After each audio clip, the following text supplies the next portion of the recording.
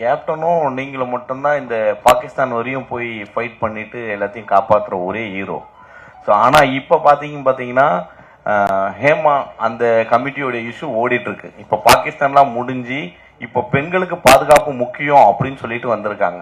So இதுக்காக அடுத்த படம் எடுக்க ஆரம்பிச்சிருவீங்களா? இது இந்த பிரஸ் மீட்ல எல்லாரும் எனக்கு ஐடியா தான் கொடுத்துக்கிட்டு இருக்கீங்க.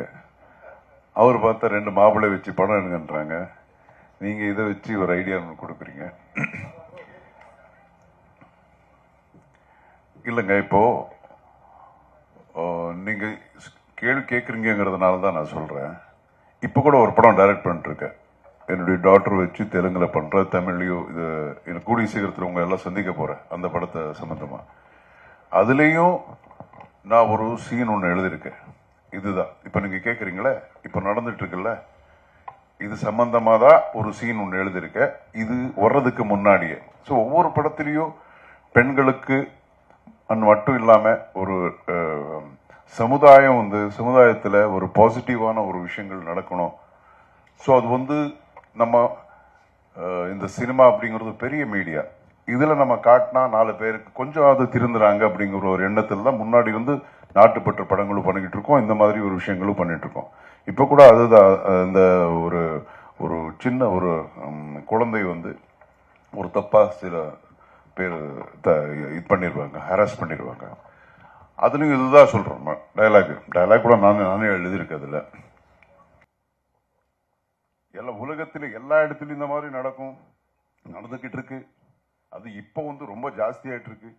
ஸோ இதெல்லாம் தடுக்கணும்னா அது ஒவ்வொருத்தருக்கும் அந்த ஒரு உணர்வுகள் இருந்தால் தாங்க முடியும். ஒருத்தனால எதுவும் மாற்றவே முடியாது.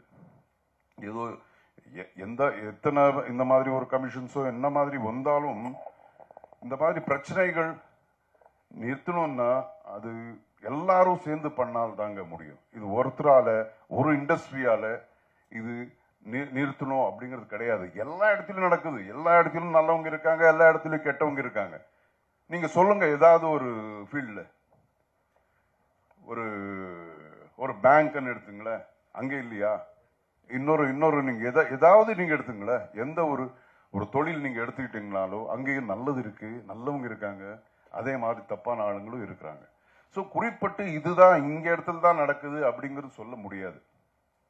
ஸோ இது ரொம்ப சென்சிட்டிவான விஷயம். ஒவ்வொருத்தருக்கும் இருக்கணும், நம்ம எல்லாருக்கும் ஒவ்வொருத்தருக்கும் அந்த உணர்வு இருந்து அது எல்லாரும் ஒட்டுமொத்தமா முயற்சி பண்ணால்தான் இந்த மாதிரி விஷயங்களை தடுக்க முடியும், குறைக்க முடியும். அதே மாதிரி என்ன காரணம்? அது மட்டும் இல்லாம அரசியலுக்கு நிறைய நடிகர்கள் வராங்க, சினிமாவில் இருந்து வராங்க. அவங்க அரசியல் படங்கள் நடிக்கிறது, தேசப்பட்ட படங்கள் நடிக்கிறது இல்லை. பட் நீங்க தேசப்பட்ட படங்கள் நடிச்சிருக்கீங்க, அரசியல் படங்கள் நடிச்சிருக்கீங்க, ஆனா அரசியலுக்கு வரல. இந்த ரெண்டுத்துக்கு நீங்க சொன்னாங்கல்ல, டோட்டலா குழப்பிட்டீங்க. டோட்டலா குழப்பிட்டீங்க.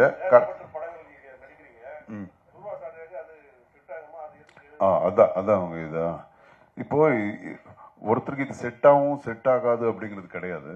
நல்ல விஷயம் யார் சொன்னாலும் அது கரெக்டா சொன்னா அது மக்களுக்கு போய் சேரும் அப்படிங்கிறது. இன்னொன்று நீங்க சொல்றது ஒரு இதுல கரெக்ட். என்னன்னா அந்த ஒரு இமேஜ் ஒருத்தருக்கு இருக்கணும் அப்படின்னு சொல்ல வரீங்க. ஸோ இல்லை, இமேஜ் நாம தானே டெவலப் பண்ணிக்கணும்.